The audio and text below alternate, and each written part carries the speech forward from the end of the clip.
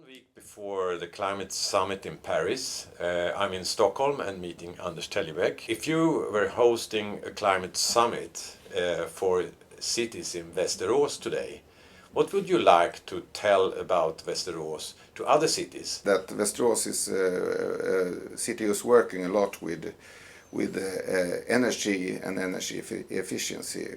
We have around 10% of jobs in the energy sector. We're a big player. We have companies like ABB and Bombardier in train and transportation. So we also have Westinghouse in nuclear power, and Alstom is also a big player in Västerås. I think that ABB is a very big part of making Västerås to a climate neutral city. So I think all the companies in Västerås, the big companies, the middle-sized companies and the small companies are involved. We have a lot of clusters within automation, train. 3,000 people in Västerås are working in the train sector.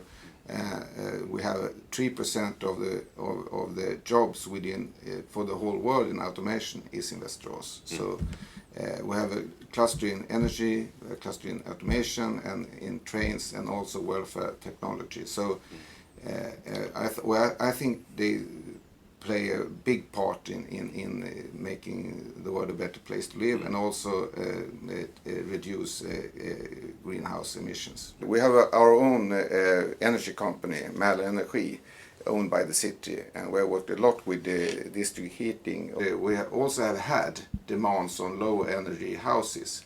The government have forbidden us to have these kind of demands, and also the parliament. So now we're working with information to builders, construction companies, how to build these houses, low energy houses.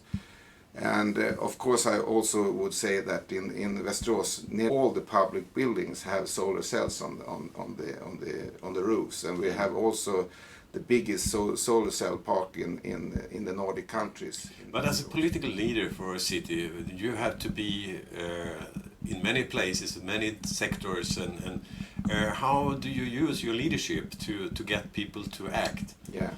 Of course, it's the council who makes the targets for our climate goals. Our target is to reduce our greenhouse emissions from 2009 to 2020 by 60%, and by 2050 we have a target that we will be neutral.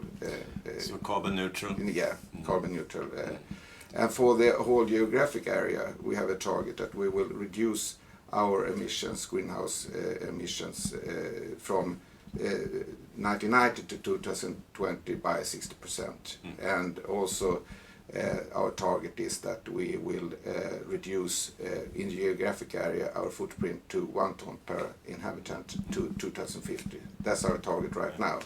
But we're right now revising our climate plan and our roadmap, so maybe we will have other targets to 2030. Oh, okay, so you are on the way to accelerate. So we're playing together, all society, the companies, the city and the municipality and the university, and also of course other kinds of organizations.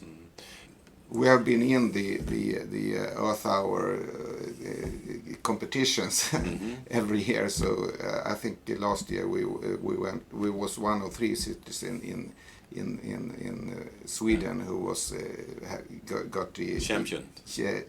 Got champion. Göteborg was the champion. Do you have any international networking?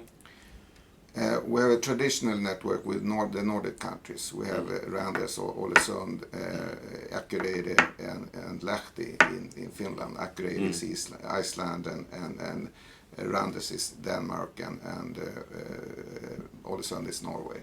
So we're working together with them, even in the climate. In the climate issue.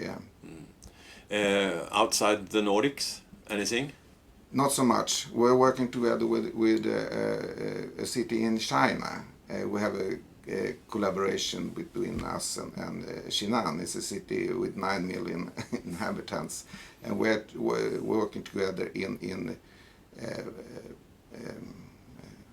people dialogue. They want to learn from us how to have a good dialogue with the inhabitants before they make decisions. So it's quite an interesting project. Working together with Gaborone in Botswana in waste handling. Which are the expectations from you when you look at Paris Climate Summit? Well, I have high expectations, and I think everyone have high expectations because the work before the Paris Summit has been a different kind of work before than it was before the Copenhagen Summit. So I hope that it will be, every country will have a good contribution for reducing greenhouse emissions, and we will have another kind of situation that we can handle the 2-degree target. Thank you very much, Anders. Yeah, thank you.